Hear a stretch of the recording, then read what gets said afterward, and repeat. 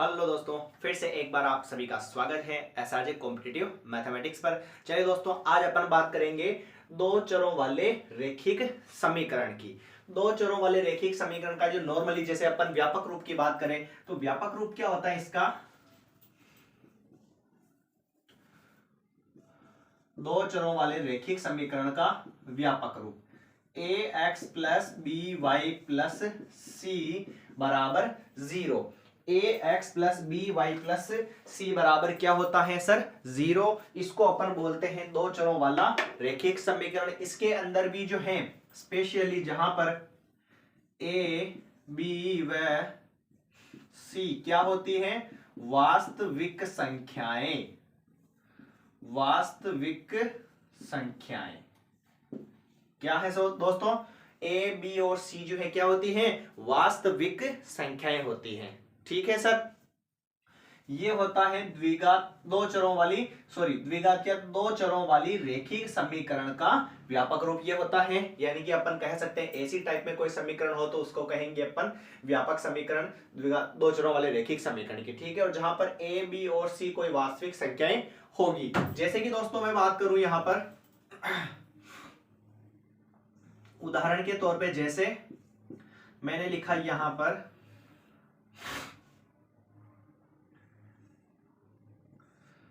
2x plus 3y plus 4 बराबर 0, या x plus 2y minus 3 बराबर 0।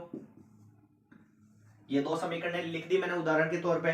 A x plus b y plus c बराबर 0 ये दो चरों वाले रेखिक समीकरण का व्यापक रूप होता है। और फिर जैसे कि 2x प्लस 3y प्लस 4 बराबर 0, और इधर जो है x प्लस 2y माइनस का 3 और बराबर में 0, ये इसके क्या हो चुके हैं? उदाहरण हो चुके हैं। इसमें आप बताइए, कोई दिक्कत वाली बात नहीं है फिलहाल तो। केवल ये अपने उदाहरण और ये दो चरों वाले रेखिक समीकरण की परिभाषा हो गई कि a x plus b y plus c बराबर 0 वाली समीकरण को दो चरों वाला रेखिक समीकरण कहा जाता है, परंतु जहां पर ए और बी व सी जो है क्या होनी चाहिए? वास्तविक संख्याएं होनी चाहिए। ठीक है सर, क्लियर। चलिए आगे बढ़ते हैं। फिर ये जो दो चरों वाले जो रेखिक समीकरण है ना, इस पर कुछ और भी आते हैं। और क्या आते हैं उन पर भी अपन बात कर लेते हैं। फिर अपना जो पूरा सवाल का मैटर होगा, सवाल कैसे सॉल्व करते हैं दो चरों वाले रेखिक समीकरणों को, कितने सवाल, कितने टाइप के सवाल, मतलब यानी कि दो सवालों को सॉल्व करना पड़ता है या एक समीकरण को अकेली को, इन सब पर अपन चर्चा करेंगे। ठीक है ना? तो जरा आप जो है एकदम शांति और अपने दिमाग को ठंडा रखें और लगातार इधर जुड़े रहे। हाँ, माना कि ये चीजें आपको आती भी हैं तो इसके आगे वाली चीजें भी आपको अच्छे से समझ में आ जाएगी। और सारा मैटर अगर आपको आता है तो फिर तो पढ़ने की कोई जरूरत ही नहीं है इसको। ठीक है ना?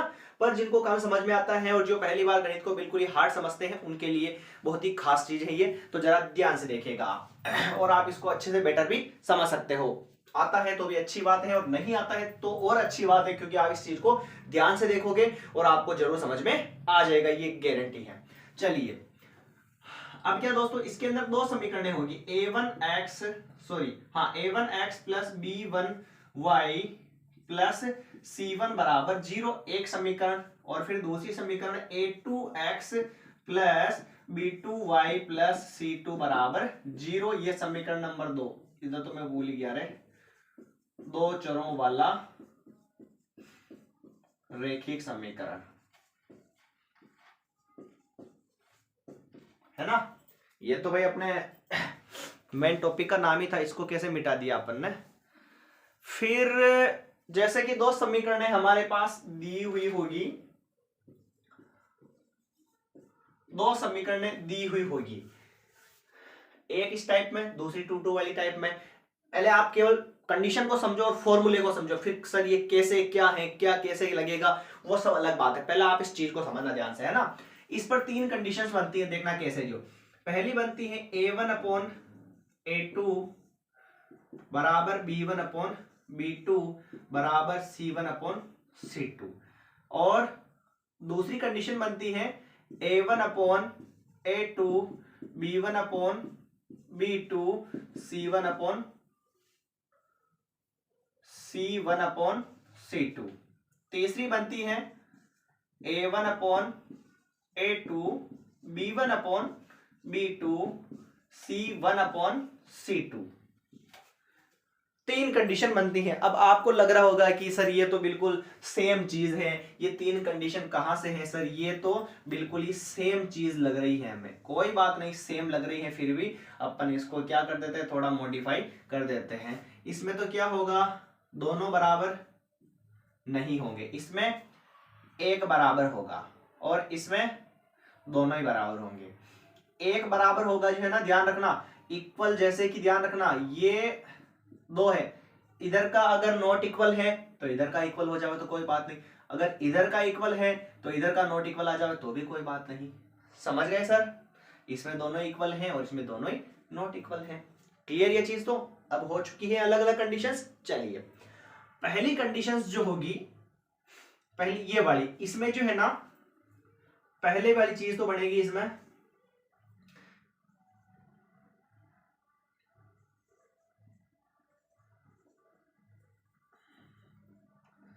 केवल एक हल, केवल एक हल, जिसे बोलते हैं अद्वितीय। क्या बोलते हैं सर, अद्वितीय बोलते हैं। समझ गए इस चीज को। चलिए इसमें जो है होगा, इधर भी ए वाले की बात कर रहे हैं ना, कोई हल नहीं, इधर तीसरे में होगा अनंत अनंत हल। समझ रहे हो इस चीज को। ऐसी कंडीशन बनने पर तो केवल एक हल होगा जिसको अद्वितीय हल भी बोल सकते हैं, और ऐसी कंडीशन होने पर फर्स्ट वाला एक नॉट इक्वल दूसरा इक्वल, या दूसरा नॉट इक्वल फर्स्ट वाला इक्वल हो तो उसको बोलते हैं कोई हल नहीं होगा। और फिर अनंत हल में जो है दोनों ही अगर आपके पास इक्वल आंसर है तो ये क्या हो जाएगा, अनंत हल हो जाएगा। क्लियर, चलिए आगे बढ़ते हैं। दूसरी वाली जो कंडीशन है वो हो जाएगी सर, ऐसी कंडीशन होने पर हलों की प्रकृति क्या होगी, हलों की प्रकृति क्या होगी। तो सर हलों की प्रकृति में क्या आएगा, इधर तो प्रतिच्छेदी रेखा, क्या आएगा, प्रतिच्छेदी, ठीक है। और इधर हलों की प्रकृति में क्या आ जाएगा, समांतर, कोई हल नहीं है मतलब क्या आ जाएगा, समांतर। और तीसरी इधर जो है इस वाले में क्या आएगा, संपाती रेखा।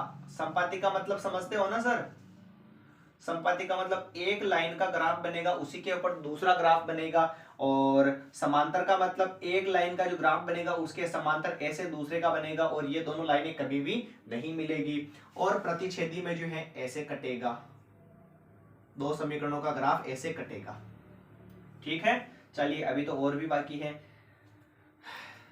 ये हो चुका है अपना, केवल एक अद्वितीय हल हो चुका है, प्रतिच्छेदी हो चुका है, इधर कोई हल नहीं, ये भी हो चुका है। एक स्टेप और छूट रही है अभी, सी वाली, और ये है दोनों नॉट इक्वल हो तो संगत होता है, दोनों नॉट इक्वल हो तो क्या होता है, संगत होता है। एक नॉट इक्वल और एक इक्वल होता है दोनों में से, तो वो क्या होता है सर, असंगत होता है। क्या होता है, असंगत होता है। फिर सी के अंदर भी वही बात, क्या होता है, संगत, ठीक है। ये जो है हमारे दो चरों वाले रैखिक समीकरण, दो समीकरण दिए हुए होंगे तो उसके अंदर जो है तीन केसेस बनते हैं। फर्स्ट वाला तो दोनों ही नॉट इक्वल हो, और दूसरे में जो है एक इक्वल हो और दूसरा नॉट इक्वल हो, और थर्ड वाले में जो है सर पहला जो है दोनों इक्वल हो इसमें, है ना। तो जो है इसके अंदर जो है आपको ध्यान रखना है कि ऐसी कंडीशंस में जो है केवल एक हल होगा और अद्वितीय कह सकते हैं उसको, ठीक है। और इसके अंदर जो है प्रकृति प्रतिच्छेदी होगी और संगत आंसर होगा। क्लियर, ऐसी कंडीशंस में ये भी हो सकती है ना, इधर नॉट इक्वल इधर इक्वल, इधर इक्वल नॉट इक्वल, कोई बात नहीं। तो ऐसी कंडीशंस में जो है कोई हल नहीं होगा, समांतर रेखाएं होगी और असंगत, ठीक है। तीसरे वाले में दोनों ही इक्वल हो तो अनंत हल होगा, और संपाती कंडीशन होगी और संगत होगा, ठीक है सर। ये था दो चरों वाले रैखिक समीकरण से संबंधित कुछ नॉर्मली बेसिक सी चीजें जो आपको पहले भी 10th क्लास में अच्छे से पढ़ी होगी आपने, और आपको उम्मीद है कि अच्छे से आती होगी, बिल्कुल। तो अब इससे संबंधित कुछ अपन सवाल सॉल्व करते हैं कि इस पर आधारित जो है सवाल कैसे आते हैं और इनको बहुत ही इजी वे में कैसे सॉल्व करते हैं। उम्मीद करता हूँ आपको जरूर ये क्लास अच्छी लगेगी और अगर आप यहाँ पर पधारे हैं तो जरूर आप कुछ सीख ही जाएंगे, यूं नहीं कि आपका यहाँ पर क्या हो जावे, लॉस हो जावे। तो थोड़ा सा आपको पेशेंस रखना है और अच्छे से इस चीज को समझनी है। देखिएगा ध्यान से।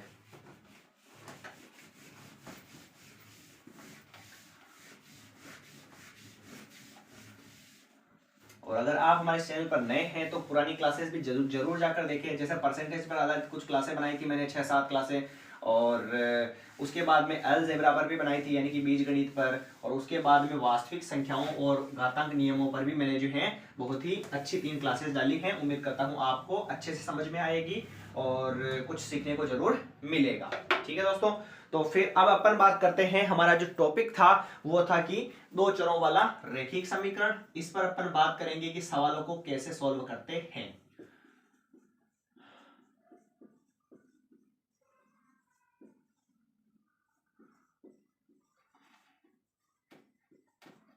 यही अपना टॉपिक था सर, 2 चरों वाला रैखिक समीकरण।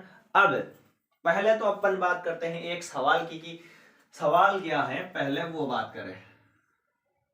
सवाल ये है x + 4y और बराबर में 6, ये सवाल दे रखा है। और इधर दे रखा है दूसरा समीकरण 2x + 2y बराबर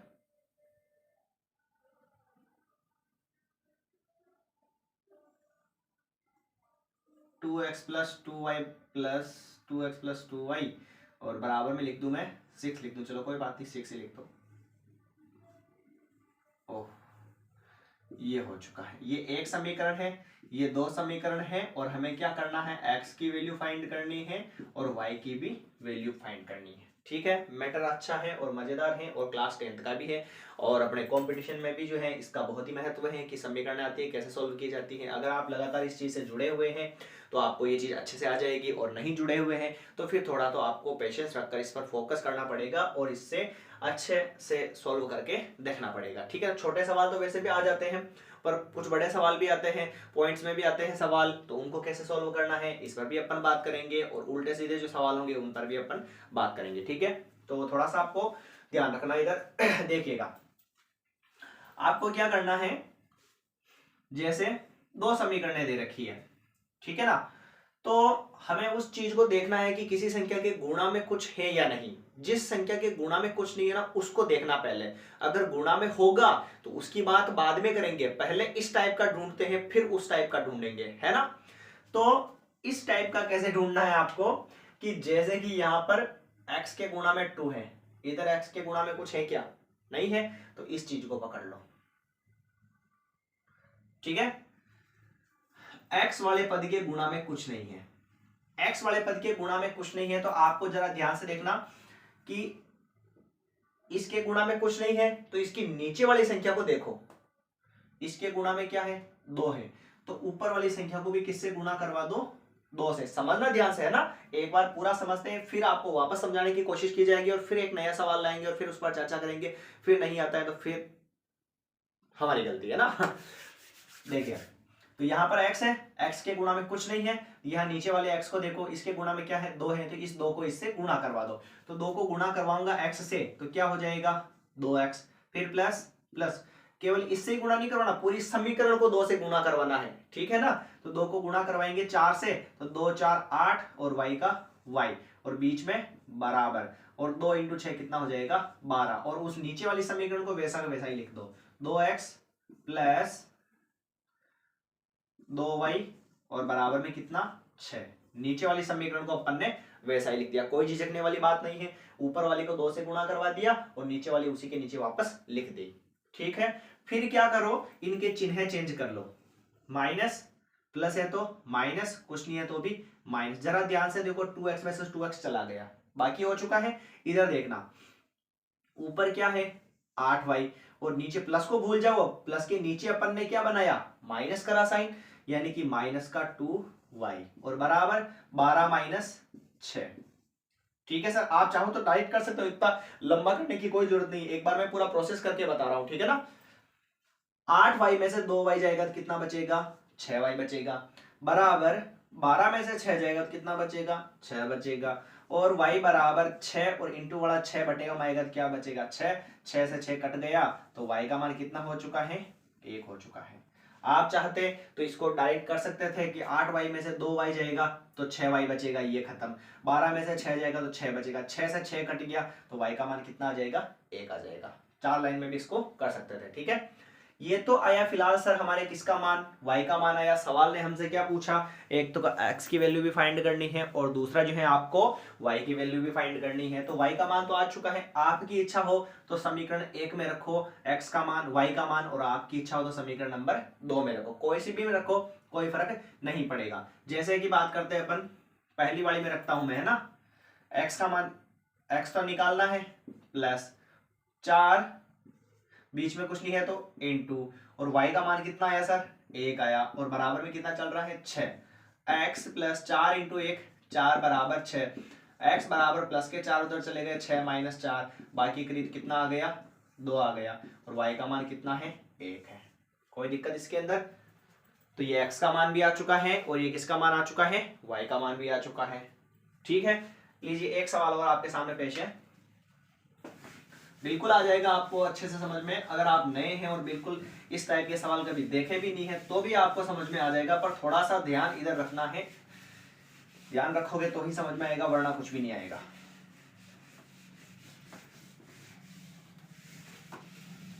दम जो है सिखाने वाले में नहीं, सीखने वाले में होना चाहिए। सीखने वाला आंखें बंद कर लेगा तो सिखाने वाला क्या करेगा भाई, है ना। चलिए अगले सवाल की बात करते हैं अपन। तो अगला जो सवाल लिखूं मैं यहाँ पे, जैसे x लिखूं प्लस y लिखूं और बराबर में लिख दूं 4, इधर लिख दूं मैं x लिख दूं, यहाँ पे नहीं, यहाँ पे जो है 4 कर दूं, और प्लस इधर लिख दूं मैं 2y और उधर लिख दूं मैं 0। समीकरण 1 है, समीकरण 2 है, हमें निकालना है x का मान और हमें निकालना है y का मान। मैंने क्या कहा था आपको, एक ऐसी संख्या ढूंढनी है जिसके गुणा में कुछ नहीं है, एबीसीडी वाले में, है ना। तो जरा ध्यान से देखो सर, इसके गुणा में भी कुछ नहीं है और इसके गुणा में भी कुछ नहीं है, तो कोई टेंशन नहीं, ये तो बड़ा ही आसान तरीका हो गया। कैसे हो गया मैं बताऊं आपको, दोनों ही सेम है, और दोनों ही सेम हो तो कुछ भी नहीं करना है, वैसा का वैसा ही दोनों समीकरणों को पास में लिखना है। x है ऊपर भी, इधर भी x है, ऐसे सेम मिल गया तो, सेम नहीं मिलता है ना दोनों में तो फिर लफड़ा पड़ता है। सेम मिलाने का रीजन क्या होता है कि दोनों सेम मिल जाएगी, घटाएंगे तो एक x गायब हो जाएगा या y गायब हो जाएगा, तो एक एबीसीडी गायब हो जाएगा, एक बचेगा, एक को निकाल सकते हैं अपन। इसलिए पहले कोई संख्या सेम मिल रही है ना, पहले कोई संख्या सेम मिल रही है तो आपको लोड लेने की जरूरत नहीं है, डायरेक्ट उसके क्या कर दो, चिन्ह को चेंज कर दो। तो x और x में से x तो कट जाएगा, 4y में से माइनस 2y जाएगा तो कितना बचेगा, 2y, 4 में से 0 जाएगा तो क्या बचेगा, 4 बचेगा, 2 से काट दो इसको, कितनी बार कटा, 2 बार कटा, तो y का मान कितना आ गया, 2। जरा बताइए कितना इजी है सवाल, हो चुका है ये तो आया अभी y का मान। अब y का मान समीकरण 1 में रखो चाहे 2 में रखो, आपकी इच्छा, अपन रख देते हैं समीकरण नंबर 2 में। चलिए 1 में रख देते हैं, चलो कोई बात नहीं। x समीकरण 1 से है ना, x प्लस 4, बीच में कुछ नहीं है, इनटू, और y का मान कितना आया, 2 आया, और बराबर कितना है, 4।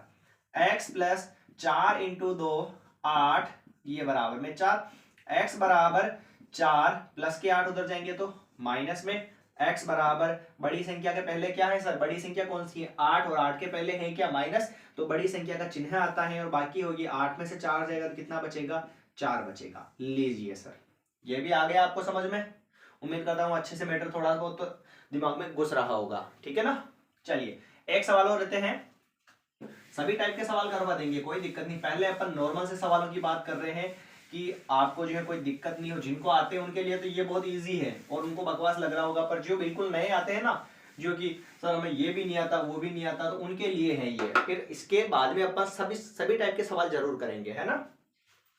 चलिए 2x प्लस वाई और बराबर में दे रखा है 6 और इधर लिखा हुआ है 3x और प्लस 2y और बराबर में दे रखा है 5। ये दे रखी है दो समीकरण है। x की वैल्यू निकालनी है और y की भी वैल्यू निकालनी है सर। पास होना है तो वैल्यू तो निकालनी ही पड़ेगी, ठीक है ना। x और y की वैल्यू निकालनी है अपने को, तो अपन क्या करेंगे देखिएगा ध्यान से। अपन ने क्या कहा था, अगर कोई दोनों ही एबीसीडी वाले अक्षर सेम मिल रहे हैं तो कोई दिक्कत ही नहीं। एबीसीडी वाले का मतलब उसके साथ वाली गुणा वाली जो संख्या है ना वो भी एकदम करेक्ट मिलनी चाहिए। अगर नहीं मिल रही है तो उसको भी आपको मिलाना पड़ेगा। जैसे कि यहाँ पर देखिएगा आप 2x है, इधर 2x है क्या, नहीं है। इधर y है, इधर 2y है क्या, नहीं है। कोई सी सेम नहीं मिल रही है तो अब पता करो कि कौन सी संख्या सिंगल है, यानी उसकी शादी नहीं हुई है, यानी कि कौन सी अकेली है जिसके गुणा में कुछ नहीं है। गुणा में होगा तो फिर अगला तरीका अपन बाद में करेंगे, है ना। पहले गुणा में नहीं है उसकी बात करते हैं। तो लीजिए इसके गुणा में कुछ नहीं है, इसके गुणा में कुछ नहीं है, ये समीकरण 1 है, इसके गुणा में कुछ नहीं। तो इसी का भाई देखो, मतलब ये y है तो y वाली स्टेप देखो, y वाली स्टेप के गुणा में नीचे कितने गुणा में है, 2 है।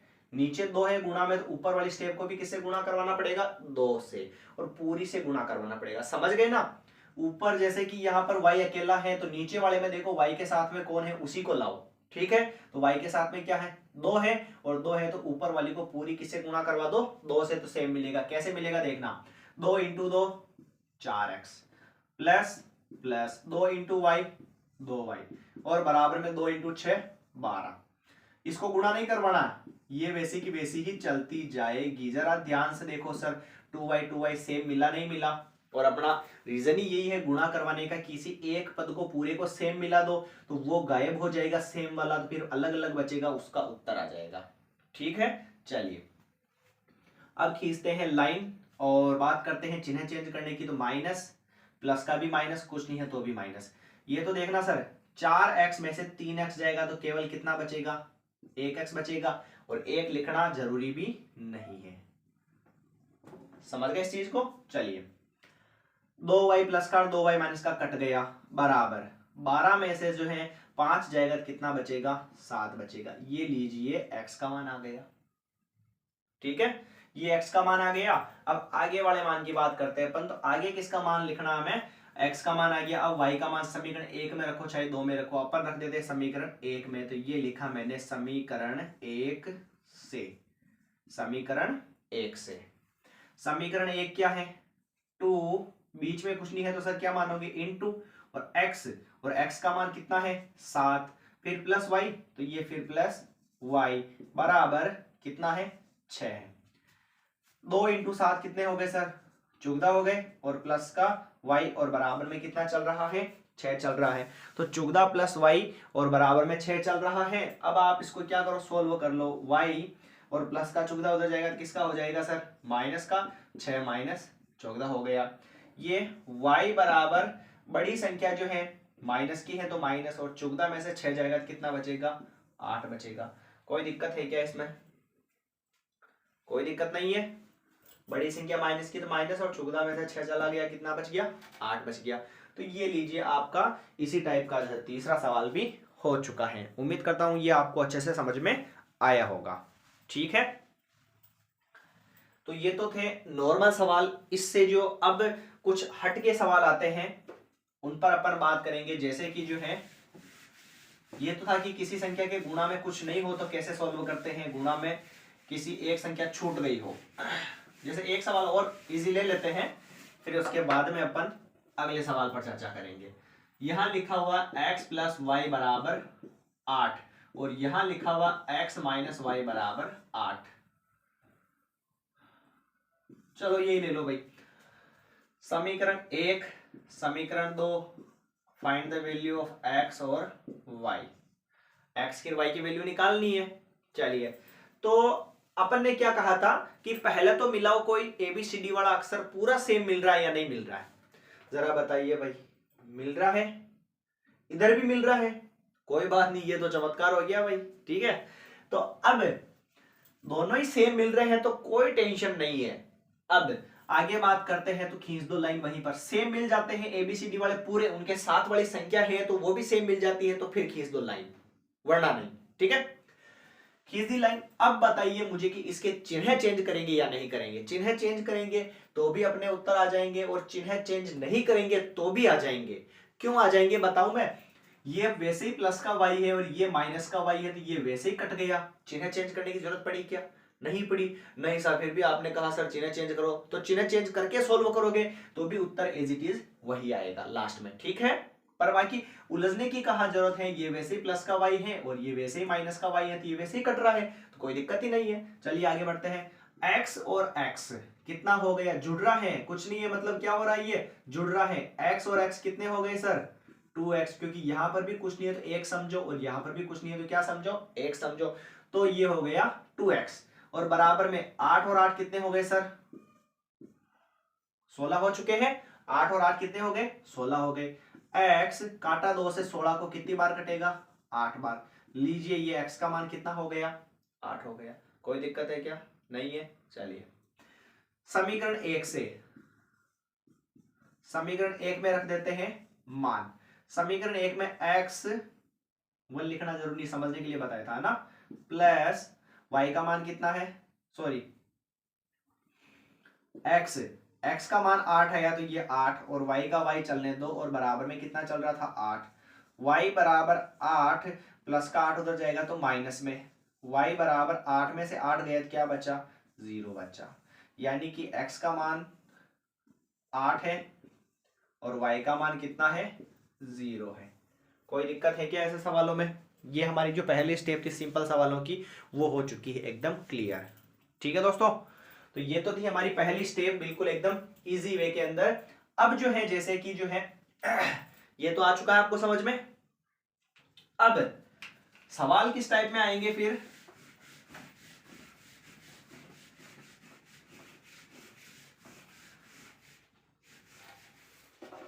सवाल रहेगा ऐसे, ओह इसको तो मिटाना ही पड़ेगा भाई, y वाले को भी मिटा देते हैं। सवाल यूं आ जावे, 2x प्लस 4y बराबर, और ये 8x प्लस 4y, 4 की जगह 6 लिख दूं मैं यहाँ पे, और बराबर, एक तो ये हो गया। दूसरा ये जैसे 73x प्लस 64y, इधर 64x प्लस 73 क्या 53 था, सॉरी 53y, और फिर बराबर में लिख दूं मैं, कितना आएगा ये, 4 और 3 कितने हो गए, 7, 7 और ये 6 5 11 117, तो यहाँ पे 100 आ जावे और इधर 17 आ जावे, या और लिख दो इधर, इधर तो मैं कर दूं 57 कर दूं, और इधर मैं 60 कर दूं। ऐसे आ जावे सवाल कि सर इसके अंदर भी x की वैल्यू निकालनी है, इसके अंदर भी y की वैल्यू निकालनी है, तो आपको जो है बहुत ज्यादा उलझने वाला मैटर हो जाएगा कि इसको इससे गुणा करवाओ, इसको इससे गुणा करवाओ, या फिर ये सेम नहीं मिल रहा है और कोई सिंगल संख्या भी नहीं है, उसको कैसे सॉल्व करेंगे। तो इस टाइप के जो सवाल है इस पर भी अपन चर्चा करेंगे अगली क्लास के अंदर। उम्मीद करता हूं ये जो सेशन है, ये जो क्लास है, आपको अच्छे से समझ में आई होगी। और अगर आप हमारे इस चैनल पर नए हैं तो सब्सक्राइब करे बिना जरूर जाने का नाम ना ले, ठीक है ना। तो सब्सक्राइब जरूर करना है अगर आपको अच्छे से समझ में आया है तो, ठीक है। बाकी देखा यहाँ पधारे उसके लिए आपको धन्यवाद है, और कोई बात नहीं। बाकी अगर आपको समझ में आता है तो अपने दोस्तों को भी जरूर शेयर करें ज्यादा से ज्यादा, ताकि उनको भी ये चीज सीखने को मिले, ठीक है। और सब्सक्राइब जरूर करें अगर आपको समझ में आया है तो। मिलते हैं इसके अगले सेशन के अंदर। धन्यवाद दोस्तों।